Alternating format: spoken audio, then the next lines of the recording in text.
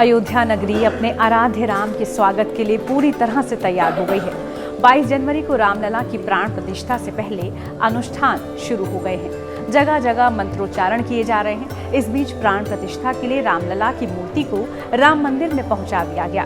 पहले ट्रक और फिर क्रेन की मदद से इसे मंदिर परिसर के भीतर ले जाया गया। राम मंदिर को लेकर पूरे देश में लोगों का उत्साह अपने चरम पर है। राम मंदिर निर्माण की इसी कड़ी में हम आपको एक ऐसे अफसर की कहानी सुनाने जा रहे हैं जिन्होंने राम मंदिर में रामलला की मूर्ति पर आंच नहीं आने दी थी। उस अफसर का नाम था के नायर। वो मूल रूप से केरल के थे। 21 साल की उम्र में ही वो इंडियन सिविल सर्विसेज के लिए चुन लिए गए थे। उन्हें यूपी कैडर में पोस्टिंग भी मिल गई थी। वो यूपी में 1949 से 14 मार्च 1950 तक रहे और उनका कार्यकाल राम भक्तों के लिए ऐतिहासिक बन गया था।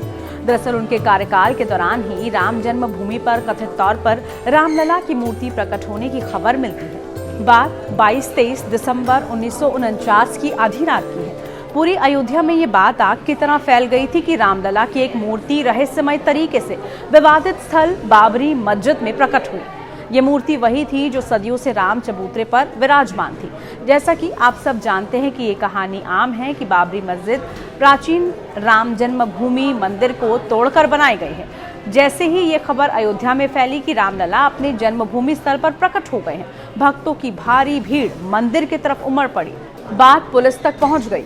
अयोध्या थाने में इस बारे में FIR कराई गई और मस्जिद के बाहर के चबूतरे पर रखी मूर्ति को मस्जिद के भीतर रखवा दिया गया, जिसे अभी गर्भगृह कहा जा रहा है। पुलिस मामले की जांच में जुटी थी। तब तक सैकड़ों लोगों की भीड़ इकट्ठा हो चुकी थी। दोपहर तक भीड़ बढ़कर करीब 5000 तक जा पहुंची। पुलिस और प्रशासन को ये बात समझ में नहीं आ रही थी कि आखिर इस भीड़ पर काबू कैसे पाया जाए। पूर्व प्रधानमंत्री PV नरसिम्हा राव की किताब अयोध्या 6 दिसंबर 1992 में इस घटना का विस्तार से जिक्र किया गया। इस किताब के मुताबिक अयोध्या थाने में जो FIR दर्ज की गई थी उसके मुताबिक 50 से 60 लोग ताला तोड़कर और दीवार फांदकर मस्जिद में घुसे और रामलला की मूर्ति की गर्भगृह में स्थापना कर दी। अब तक ये खबर पूरे देश दुनिया में फैल चुकी थी और इससे हुक्मरानों के होश उड़ चुके थे।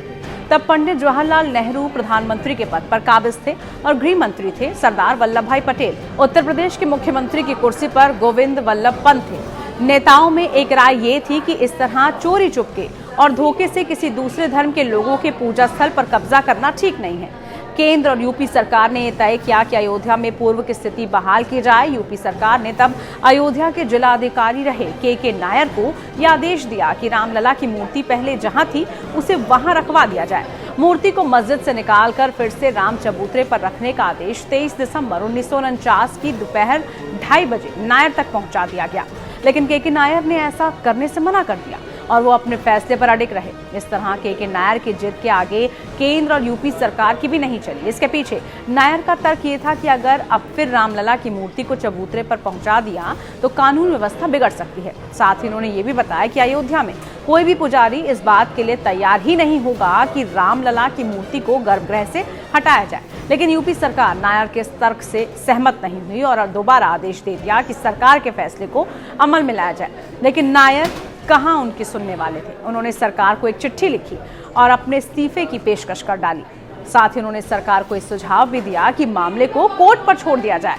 जब तक कोई फैसला ना आ जाए तब तक के लिए विवादित ढांचे के बाहर एक जालीनुमा गेट लगा दिया जाए ताकि श्रद्धालु रामलला के दर्शन तो कर सकें लेकिन अंदर ना जा सकें। सरकार ने तब उनका इस्तीफा स्वीकार करने के बजाय उनके सुझाव को मान लिया और उसके बाद एक लंबी कानूनी लड़ाई शुरू हो गई। इस बीच नायर पर कर्तव्य में लापरवाही का आरोप भी लगा, जिसके बाद 1952 में ही उन्होंने अपनी सेवा से VRS ले लिया था और जनसंघ में शामिल हो गए। फिर आजीवन रामलला की सेवा में अपना जीवन व्यतीत करने लगे। अगर आपको ये वीडियो अच्छी लगी हो तो उसको लाइक कीजिए, शेयर कीजिए, साथ ही कमेंट करके भी ज़रूर बताइए और आप देखते रहिए टाइम्स नाउ भारत डिजिटल। नमस्कार।